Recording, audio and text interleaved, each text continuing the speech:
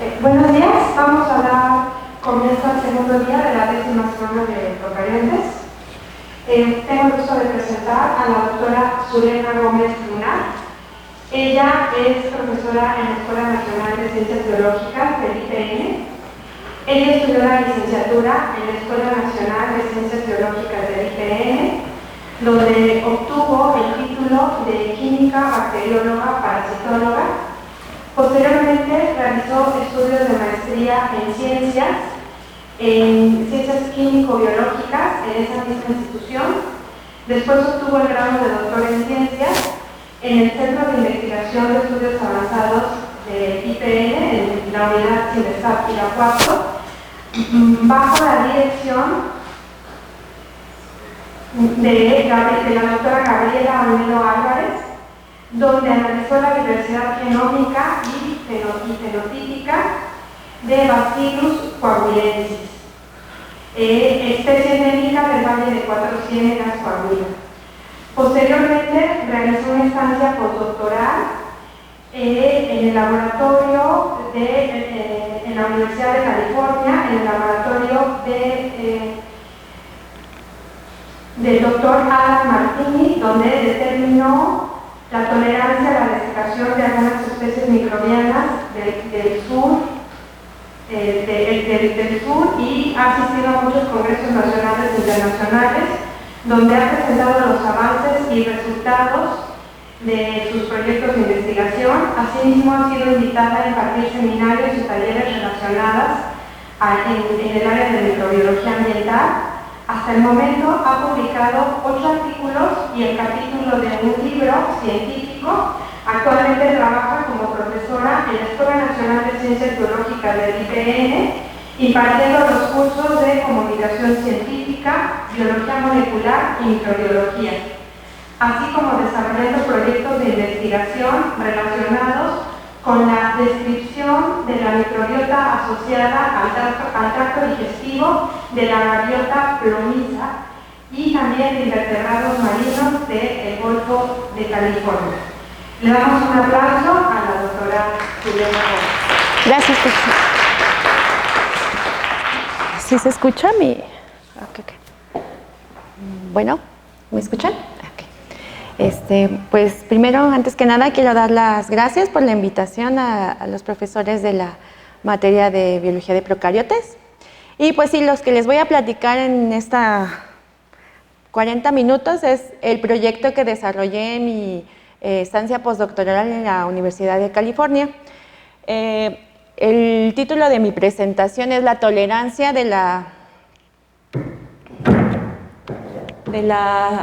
a la sequía de las comunidades bacterianas en los pastos del sur de California. Bueno, para comenzar les voy a hablar un poquito, recordemos qué es la sequía, que es la falta de lluvia durante un periodo prolongado de tiempo y que produce sequedad en campos y escasez de agua. Bueno, como sabemos la sequía, pues les vamos a recordar un poco pues, que tiene efectos dañinos sobre cualquier ser vivo. Entonces aquí les muestro el efecto que tiene a nivel celular en todos, todos los microorganismos. Entonces aquí les muestro algunas de las reacciones bioquímicas en donde el agua es esencial para que se lleve a cabo esta reacción. Entonces aquí les muestro la reacción de la fotosíntesis llevada a cabo por algunas bacterias y plantas, y otra de las reacciones bioquímicas muy importantes donde se necesita agua es en los procesos de hidrólisis, donde pues los monómeros o macromoléculas se rompen o hidrolizan en pequeños monómeros, pues ya sea carbohidratos o las propias proteínas o el propio DNA. Entonces, como daño celular, pues es muy importante, ¿no? La escasez de agua. Otro de los daños que provoca la sequía o la escasez de agua o estrés hídrico, como lo voy a mencionar, es el efecto de plasmólisis. Entonces, cuando disminuye la cantidad de agua, pues recordemos que los solutos en el ambiente se concentran. Entonces, esto es sensado por la célula y para tener un equilibrio osmótico, pues lo que hace es excretar moléculas de agua y lo que provoca es la plasmólisis celular o muerte celular, ¿no? Bueno, estas son las consecuencias a nivel celular, pero ¿qué provoca en los seres vivos como tal? Pues en algunos casos, pues la migración de los mismos organismos, procesos de migración, pérdida de la diversidad, de la biodiversidad. Aquí les muestro una imagen donde observamos pues diferentes tipos de plantas o flores, y en los procesos, en las épocas de sequía, pues toda esta diversidad se pierde, ¿no? Y también disminuye la reproducción de los organismos como tal. A su vez, pues todos estos cambios en los ecosistemas lo que promueven pues son afectaciones a nivel antropocéntrico, ¿no? Que nos afectan directamente a nosotros. Entonces aquí les muestro unos ejemplos, pues pérdida, ¿no? De la producción agrícola, algunos incendios, sobre todo, vamos a ver más adelante en el área donde yo trabajaba, donde trabajaba, pues se presentan al año una gran cantidad de incendios y estos van incrementando con el tiempo, y muy posiblemente en algún punto se lleven a cabo las guerras por el agua, ¿no? Que también hablaremos un poquito más adelante de eso. Bueno, en general en los ecosistemas áridos, o llamados también mediterráneos, existen es normal que haya largos periodos de sequía y un pequeño periodo de lluvias. Entonces, en esta mapa les muestro pues los ecosistemas semiáridos que existen en la Tierra, donde podemos observar que existe una franja en el norte, en el hemisferio norte, y otra franja en el hemisferio sur. Estos pues se pueden encontrar precisamente en California o Mediterráneo. ¿A qué les recuerda estos ecosistemas? ¿Qué se cultiva ahí muy utilizado para una bebida muy rica y que todos hemos probado? El vino, ¿no? Entonces, en estos ecosistemas áridos, pues es las condiciones propicias para que se lleve a cabo la vitivinicultura, ¿no? Entonces, pues son de importancia económica, pues amplia importancia económica, el estudio, pues, de cómo se comportan estos ecosistemas. Entonces, ahora, pues, nos vamos a enfocar un poquito más en el estado de California, en Estados Unidos, donde estos periodos, es normal que se presenten estos periodos de sequía. Sin embargo, en los últimos años ha aumentado la sequía en esta parte del país. Entonces, aquí les muestro el récord de la sequía o los periodos de sequía que ha ido aumentando desde el 2012 hasta 2014. En el 2014 se presentó el mayor sequía en este estado. De hecho, hasta hubo alertas en cuanto a escasez de agua. Entonces, conforme va observándose un color más oscuro, podemos ver que la sequía puede llegar a ser extrema o excepcionalmente extrema, ¿no? Entonces, esto se ha ido presentando a lo largo del tiempo en California. Aquí les muestro un registro que va de los últimos 20 años, desde el 2020 hasta 2019, este año, donde podemos ver que la sequía en esta parte, en este estado, ha ido incrementando, y aquí les muestro pues lo que les mostraba anteriormente, ¿no? Que en el 2014 hubo una sequía extrema o excepcional, y esta ha sido observada durante varios años. Entonces, en base a estos registros que se tienen sobre la sequía en este estado, se han hecho predicciones que indican que en este estado, en la parte sur va a aumentar en la parte norte, perdón, va a aumentar la precipitación para el año de aquí al año 2100, pero en la parte del sur de este estado, del sur de California, la precipitación o las lluvias van a disminuir. Esto porque por efecto antropocéntrico y por el cambio climático. Entonces, sí observamos que va a disminuir aquí la precipitación y que en esta parte del estado se concentra la mayor cantidad de la población. Entonces, quiere decir que va a haber una crisis de agua y puede llevar a estos, lo que le mencionaba, posiblemente a guerras de agua, porque la mayor cantidad de agua que se distribuye al sur de California proviene del norte.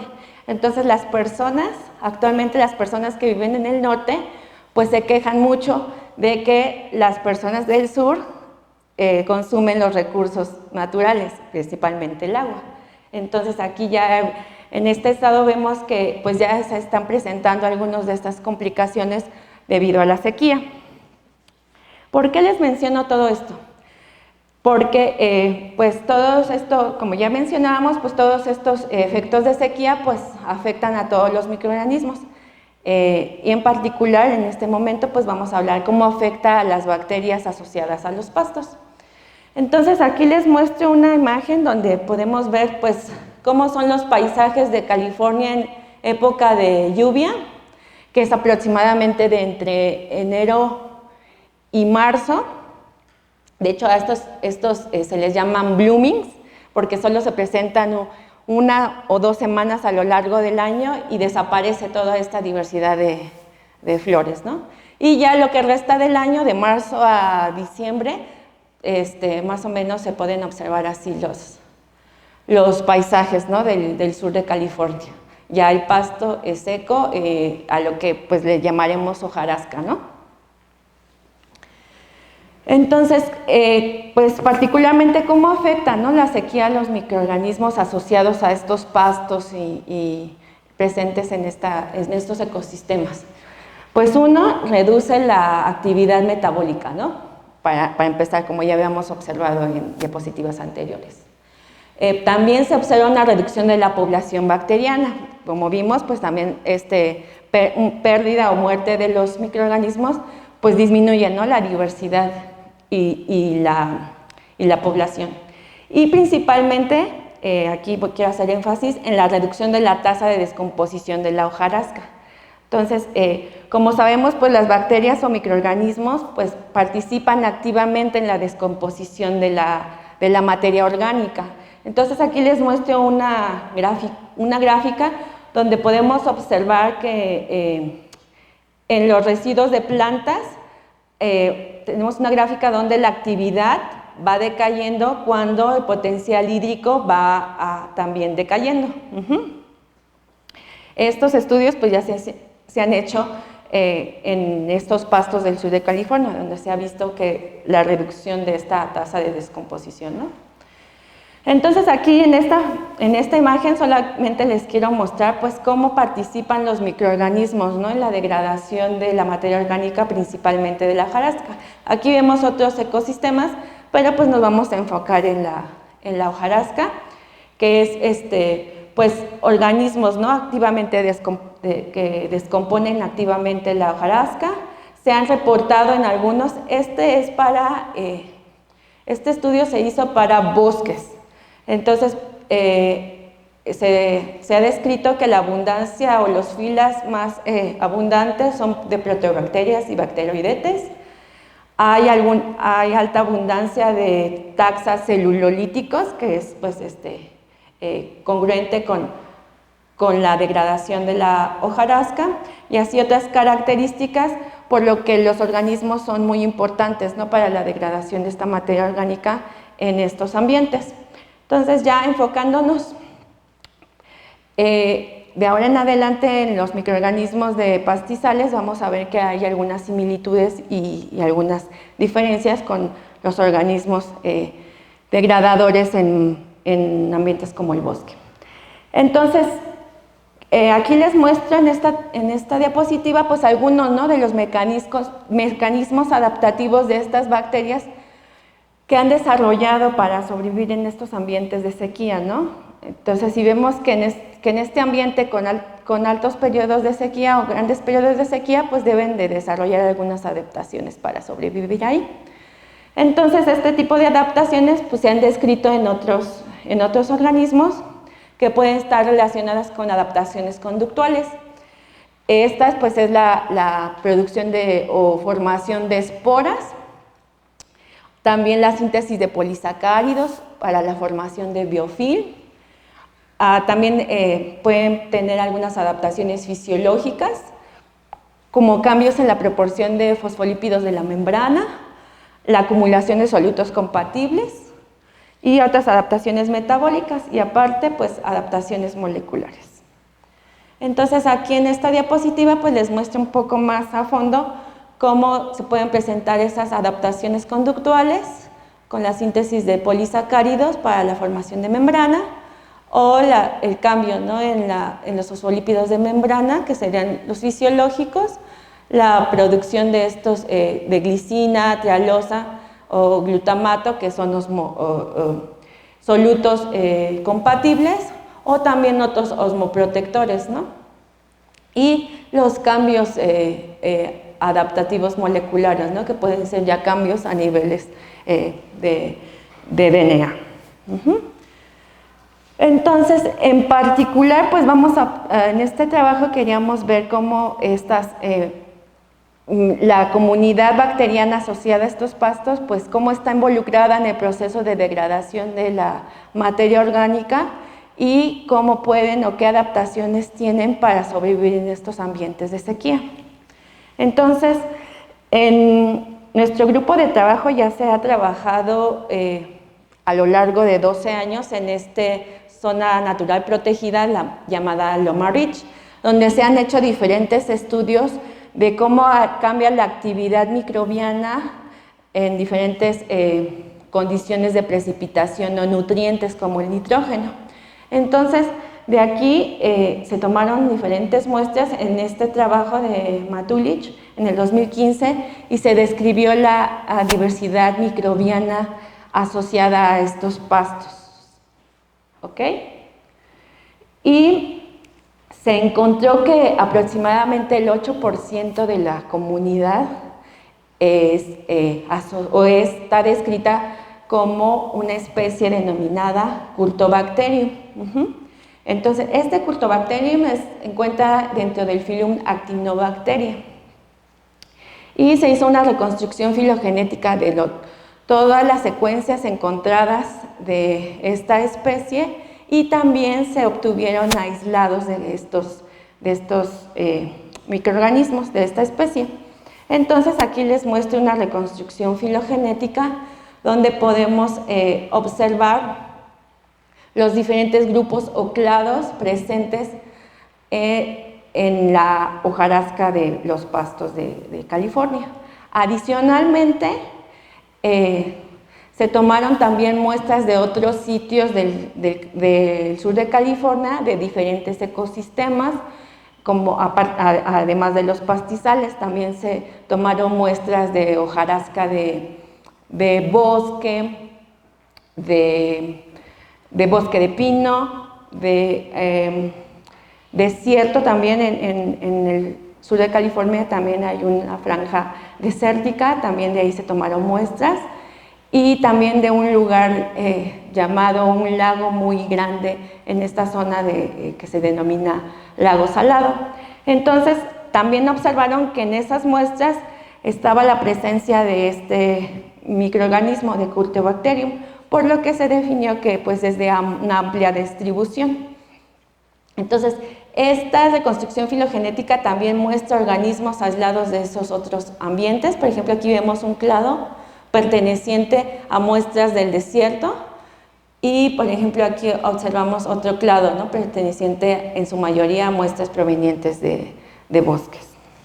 Entonces, como ya sabíamos que Curtobacterium pues es un organismo que predomina en la comunidad de estos pastizales y de otros ambientes del sur de California, pues nos dimos a la tarea de estudiarlo más a profundidad. Entonces, se secuenció el genoma de alguno de estos de algunas de estas aislados que se tenían y se buscaron genes asociados a la degradación de algunos polisacáridos. Entonces aquí podemos ver genes asociados a la degradación de almidón o genes asociados a la degradación de polisacáridos estructurales como es la celulosa o la quitina. Y aquí les muestro en el caso de Curtobacterium que sí presenta, ¿no?, una alta proporción o abundancia de genes asociados a esta degradación. Entonces teníamos esta parte de bioinformática, pero queríamos ver pues si estos genes están activos, ¿no?, si se están expresando y si este organismo pues puede ser un buen modelo de estudio, ¿no?, para conocer cómo afecta la desecación o la sequía en los procesos de degradación de la hojarasca. Entonces, para eso, pues queríamos ver si este microorganismo participaba, ¿no?, en la degradación de los compuestos estructurales, como quitina o celulosa o gilano, por ejemplo, que son polisacáridos estructurales. También queríamos saber, pues, si este microorganismo presenta algunas características asociadas a la tolerancia a sequía, como la producción de biofilm, y resistencia a desecación. Y también otra de las cuestiones que nos importaba era ver si al disminuir el potencial hídrico en un ambiente controlado, pues estos organismos disminuían su respiración o no. Para esto, pues nosotros teníamos los siguientes objetivos más adelante de nuestro trabajo, que fueron evaluar la capacidad de Curtobacterium para degradar algunos polisacáridos estructurales. El segundo objetivo pues era ver si producían biofilm y pues si podían soportar la desecación durante un largo periodo de tiempo. Y además, por último, pues lo que hicimos fue construir algunos microcosmos donde teníamos controlado el potencial hídrico y se realizó un gradiente de potencial hídrico para ver en qué punto la respiración de estos microorganismos disminuía o decaía. Entonces,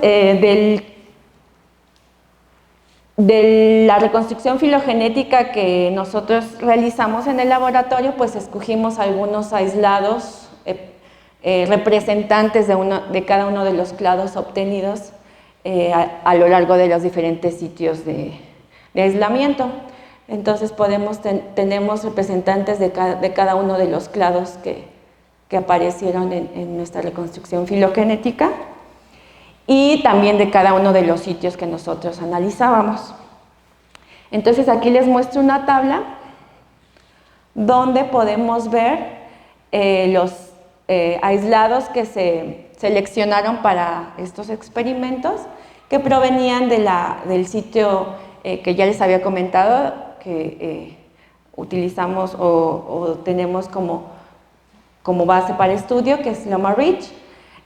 También teníamos muestras del lago Salado, que ya les había comentado, muestras de bosque, de bosque mayoritariamente de pino, de pastizales, de otros sitios de pastizales y muestras del desierto.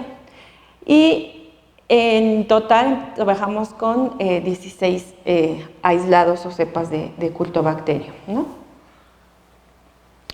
Bueno, para la realización de la evaluación de la degradación de celulosa y gilano se evaluaron otros polisacáridos estructurales, pero se observó que esta especie en particular solo podía degradar la celulosa y el gilano, entonces nos quedamos con el dato de estos dos polisacáridos estructurales. ¿Cómo se hizo esto? Aquí les muestro que se sembraron en un medio sólido denominado M63 y que se adicionó 0.5% del polisacárido estructural a probar, que en este caso sería carboxilmetilcelulosa y gilano.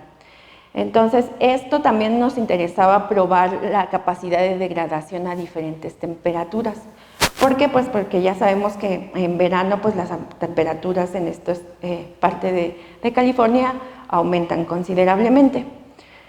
Entonces evaluamos diferentes temperaturas que van de los 15 grados centígrados hasta los 42 grados centígrados.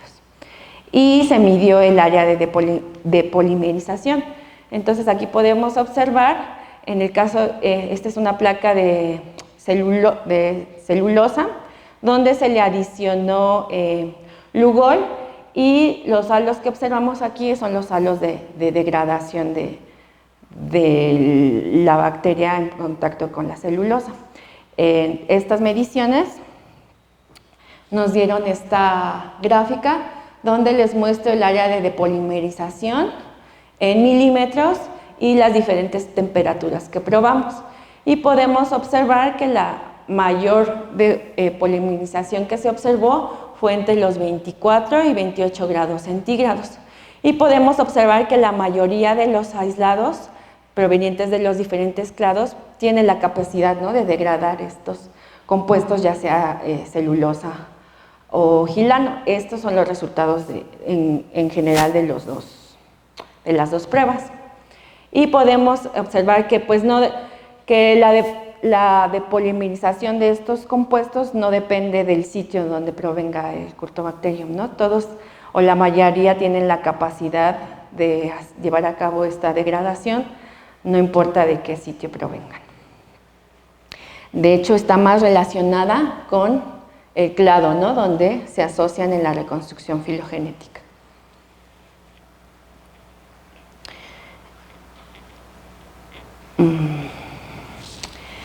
Bueno, también, como les comentaba, pues que hicimos probar si estas bacterias o aislados eran productores de biofilm. ¿Cómo hicimos esto? Pues sembramos las aislados en placas, en microplacas, y los dejamos en medio líquido, los dejamos incubando 48 horas y posteriormente desechamos el sobrenadante y evaluamos la formación del biofilm con la técnica de cristal violeta, donde a mayor color por presencia de cristal violeta indica mayor producción de biofilm. Entonces, en esta tabla les muestro la intensidad del cristal violeta. Se evalúa o se mide por espectrometría a una longitud de onda de 550 nanómetros.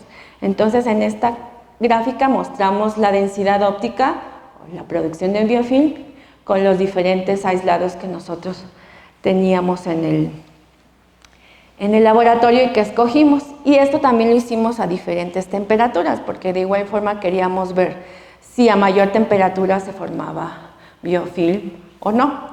Y pues observamos que la mayor, sí, entre los aislados sí hay una diferencia significativa entre los sitios, o sea que la producción de biofilm sí está asociada a los sitios donde provienen los aislados, y la mayor producción se observa a menores temperaturas, entre 22 y 25 grados centígrados. Entonces, pues tiene un poco de lógica, porque a lo mejor en las mayores temperaturas, aunque los veranos en California alcanzan altas temperaturas, pues a lo mejor estos microorganismos no son viables ya a esas temperaturas, ¿no? Y bueno, en lo que concierne a si estos microorganismos lograban sobrevivir en periodos de secación durante largos periodos, nosotros lo probamos 30 días. Lo que hicimos fue igualmente sembrar o colocar el crecimiento bacteriano en microplacas y dejamos que se desecara. Colocamos aproximadamente 10 microlitros y a lo largo de 3 horas estos microlitros se secaron y se dejaron de secar así durante 30 días a temperatura ambiente, a aproximadamente unos 28 grados centígrados. Posteriormente evaluamos los organismos que sobrevivieron y los que murieron. ¿Cómo hicimos esto? lo hicimos por citometría de flujo, tiñendo en una tinción diferencial donde podríamos diferenciar los microorganismos o las células vivas de aquellas que estaban muertas. Esto pues para evaluar el porcentaje de sobrevivencia lo hicimos al tiempo 0 y al tiempo 30 y de ahí sacamos el porcentaje de sobrevivencia. Entonces en esta gráfica les muestro el porcentaje de sobrevivencia y los microorganismos que probamos. En este caso pues utilizamos Escherichia coli como un microorganismo que no sobrevive a este largo periodo de desecación de 30 días. Y podemos observar aquí los microorganismos que se probaron de cada uno de los sitios. Aquí les muestro desierto, pastizal, desierto por acá y bosque. Y podemos observar que nuevamente sí existen diferencias, ¿no?, en la sobrevivencia asociadas al sitio. Y podemos observar que pues, los organismos que sobrevivieron más la desecación se encontrarían, ¿no?, entre los de pastizal y desierto. Aquí les quiero mencionar que el porcentaje de sobrevivencia es mayor a 100%, pues debido a que en algunos casos, antes de que se desecara o se secara completamente el cultivo bacteriano, pues en algunos casos posiblemente hubo un proceso de duplicación celular que aumentó el número de células, ¿no? Y por último, queríamos saber, ¿no?, qué tanto afecta el estrés hídrico o el potencial hídrico en la respiración de Curtobacterium. Para eso lo que hicimos nosotros fue desarrollar diferentes microcosmos. Entonces, en algunos frascos de vidrio, lo que hicimos fue adicionar 5 gramos de hojarasca estéril irradiada con luz gamma y también por autoclave. Entonces queríamos eliminar la comunidad asociada a estos pastos para ver sobre el efecto de Curtobacterium. Entonces a esta hojarasca le añadimos diferentes volúmenes de una solución salina de 0.9% y pues la fuente de carbono sería la hojarasca que adicionamos, ¿no? Entonces se fue adicionando mayor volumen de agua y se obtuvieron estos potenciales hídricos, estos diferentes potenciales hídricos. Entonces, posteriormente ya inoculamos los diferentes aislados que hemos venido trabajando en los estudios anteriores y los inoculamos de 1/10⁹ bacterias por gramo de hojarasca. Y esto pues se incubó a 22 grados centígrados, que es donde vimos, por ejemplo, en el estudio de producción de biofilm y de sobrevivencia, que eran y degradación de celulosa, que era la temperatura óptima, ¿no?, para la degradación de celulosa y la producción de biofilm. Entonces decidimos trabajar con 22 grados centígrados y mantuvimos una humedad relativa del 50% para que pues no variara el potencial hídrico a lo largo del experimento, que se realizó durante 2 semanas. Entonces aquí les muestro pues nuestros microcosmos, los frascos que se utilizaron con una boca de plástico, porque se midió la concentración de CO2 producida en el sistema durante 24 horas. Entonces aquí utilizamos 16 cepas y fue un total de aproximadamente 22 microcosmos, y aquí pues les muestro la incubadora en donde se mantuvieron a 22 grados centígrados con la humedad relativa de 50%. Entonces todos los días a la misma hora, aproximadamente mediodía, pues íbamos y medíamos la concentración de CO2 a lo largo del tiempo. Entonces aquí les muestro nada más la gráfica del potencial hídrico, cómo cambia en nuestros microcosmos. Como podemos ver, a menor volumen de solución salina, el potencial hídrico es menor, porque estamos hablando de valores negativos, y aumentando el volumen de solución salina, pues aumenta, ¿no?, el potencial de agua. Y en esta gráfica les muestro los potenciales de agua acumulados durante todo el experimento que se realizó a lo largo de los 15 días, donde podemos ver que sí, el análisis estadístico nos indica que sí hay diferencias en la respiración asociadas al potencial hídrico, que al disminuir el potencial hídrico sí vamos a observar diferencias en la tasa de respiración. También el análisis estadístico nos indicó que también existen diferencias en la tasa de respiración por sitio. ¿Qué quiere decir? Que pues, los organismos o aislados provenientes de un sitio sí tienen una tasa de respiración diferente a los que provienen de otro sitio. Entonces aquí les muestro, por ejemplo, en el caso de las cepas o aislados obtenidos en el lago Salado, donde podemos observar que toleran un poco más la reducción del potencial hídrico, a diferencia de, por ejemplo, las del desierto, que eso fue un poco sorpresivo para nosotros, ¿no? Pensaríamos que estas bacterias que sobreviven en el desierto pues tolerarían un poco más el estrés hídrico, pero parece que no, que las que están más adaptadas a una disminución del potencial hídrico pues serían las del lago Salado, que también eso también es congruente, ya que pues ahí hay una mayor concentración de solutos en el ambiente, ¿no?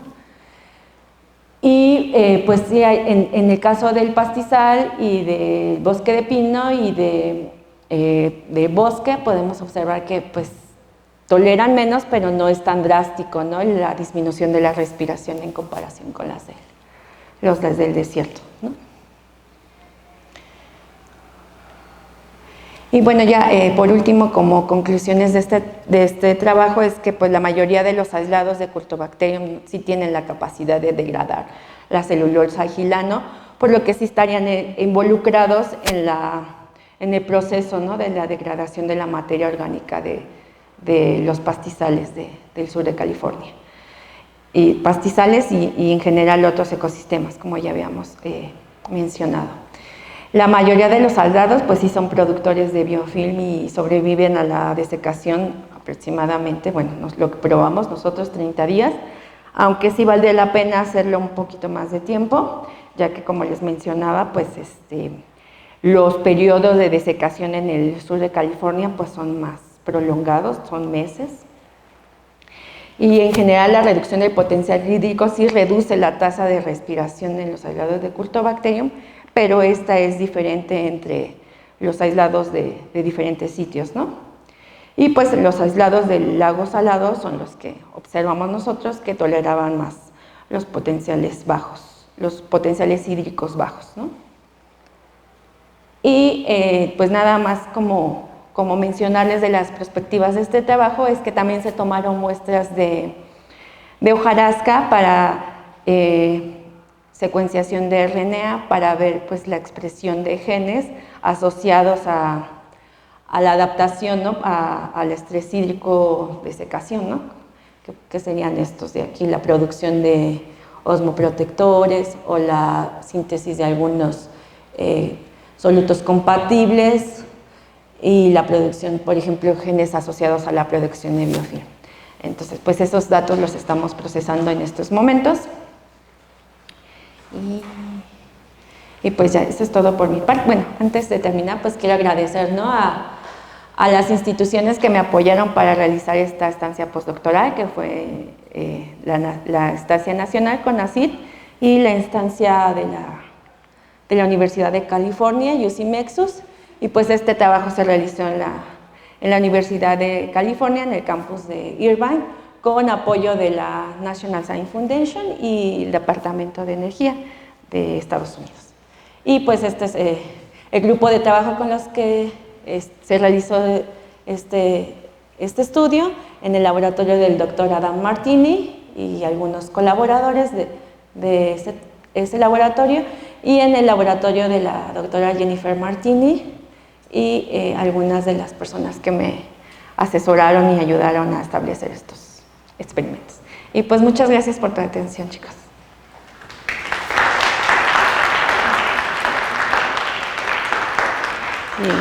Si tienen alguna pregunta, comentario, sugerencia. Sí. ¿Nos podrías platicar más específicamente acerca de cómo mediste el biofilm, la formación del biofilm? Sí, claro. Como les comentaba, nosotros crecimos a las cepas o a los aislados en medio líquido. Posteriormente lo resembramos en un medio líquido, pero en placas de microtítulo, aproximadamente 100 microlitros. Ahí los dejamos creciendo sin agitación para promover la formación de biofilm durante 48 horas, que es aproximadamente el tiempo que tardan estas bacterias en crecer. Posteriormente, ya pasando las 48 horas, lo que hicimos de la microplaca, desechamos el sobrenadante del cultivo bacteriano, o sea, células y demás, y el cultivo. Y nos quedamos con las células o la producción de biofilm que se hubiera adherido al micropozo. Una vez que hicimos esto, adicionamos el colorante. Entonces, el biofilm se va a teñir del colorante del cristal violeta que estamos nosotros utilizando. Dejamos incubando el colorante para que reaccione con el biofilm, se tiña este biofilm y se desecha el colorante. Posteriormente, hacemos un lavado con agua para eliminar el colorante que no haya tenido el biofilm o que no se haya adherido al biofilm, y después este biofilm, el colorante se seca aproximadamente unos 20 minutos, y para resuspender el colorante que se adhirió al biofilm, se adiciona ácido acético al 10%, y ya posteriormente se resuspende muy bien, y posteriormente ya se lea en el espectrofotómetro a 550 nanómetros. Y ya entonces, entre mayor absorbancia, pues indica la mayor producción de biofilm. Sí, es una técnica muy sencilla y muy utilizada para la producción de biofilm. ¿Sí? ¿Alguna otra pregunta? Sí, por allá.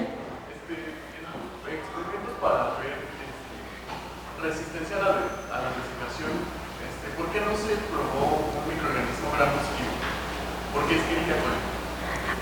Bueno, Escherichia coli pues es como el gol, ¿no?, para gram negativos, ¿no? Entonces, y la cepa que nosotros teníamos en el laboratorio ya se sabía que no producía biofilm, ¿no? Entonces fue nuestro testigo de la técnica, ¿no? Se pudo haber probado también Bacillus, sí lo probé, Bacillus, pero los datos no se los mostré y tampoco producía biofilm, la cepa que yo utilicé de Bacillus. Entonces, como los datos de Escherichia coli soportaban más los resultados, pues adicioné los de Escherichia coli. De nada. Sí.